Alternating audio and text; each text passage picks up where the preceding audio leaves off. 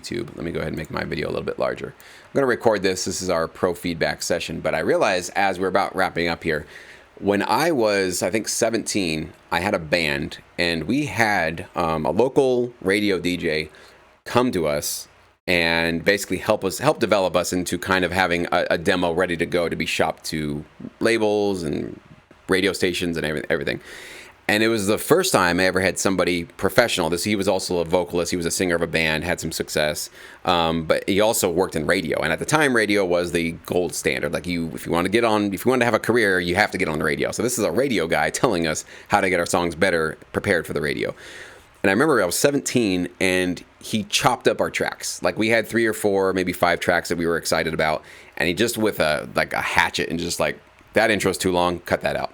That chorus, nah, you need to cut that chorus in half. Now you need to insert a new interlude. You got to write something new. Like you can't go from that chorus to that next verse. You got to have like a little 1-bar thing that kind of gets us back into that.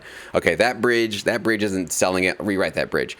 Literally just destroying our tracks constructively, giving us helpful notes and redoing them essentially and helping us to rewrite them.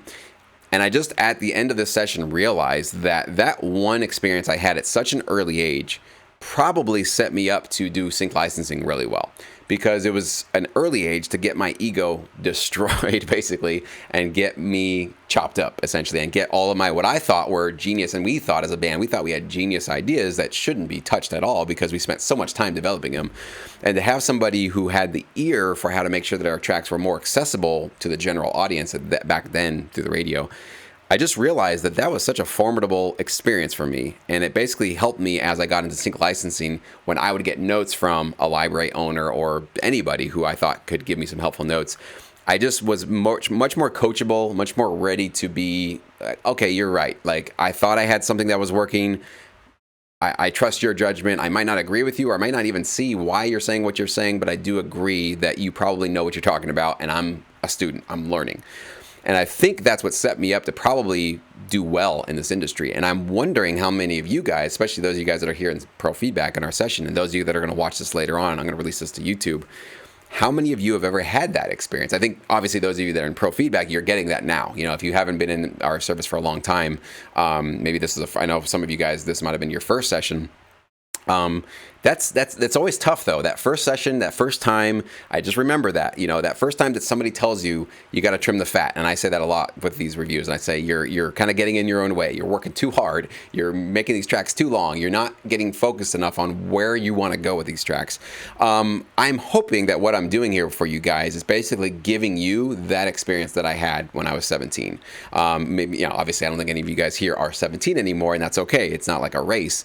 But I do think that that's one of these kind of like critical moments that probably does separate, I'm guessing, a lot of people that kind of stagnate, who kind of stay sort of wherever they've been for all of their music career and kind of not really progressing and sort of, I don't know, just meandering in whatever they're sort of trying to get done, but they don't feel like they're making positive strides towards wherever their goal is.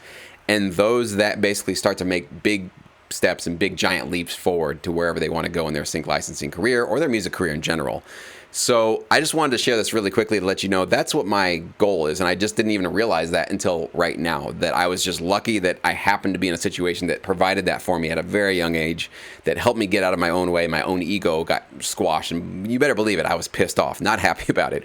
But as I heard the final product, right, as we clicked play after we went through and we did a whole weekend of recording our demo, it dawned on me very quickly that I'm like, that guy was right. Our previous songs were too long. We were too in love with our 30-second long intros and our long guitar solos and our choruses that went on and on and on. We were too in love with our own stuff, and we weren't getting helpful, honest, professional feedback to make our tracks more accessible for the public audience. Now, that doesn't mean that every time you write a track, you got to run it through some other professional and they'll tell you how to make it better. Like, what happens as time goes on is you start to get better and better at this. It starts to become second nature to you to go, okay, I repeated that chorus, but I didn't really add up much to it. It didn't really amp up from the first one. So do I need that chorus? Or maybe I got a little bit more work to do.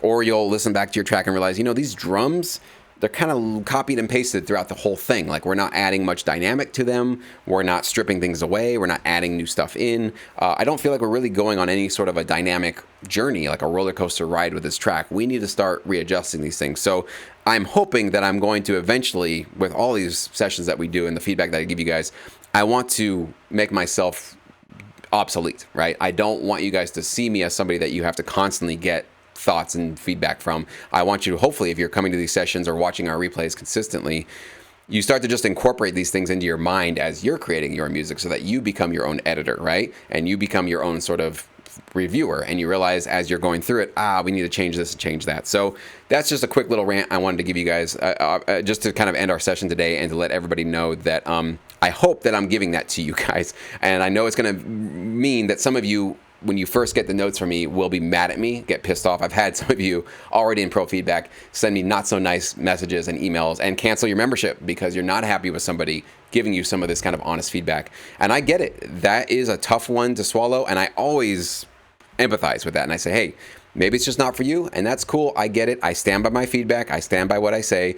I don't think I've ever had a situation where I just destroyed somebody's track without trying to give them somewhere to go with it. So I do stand by the high quality feedback that I do give.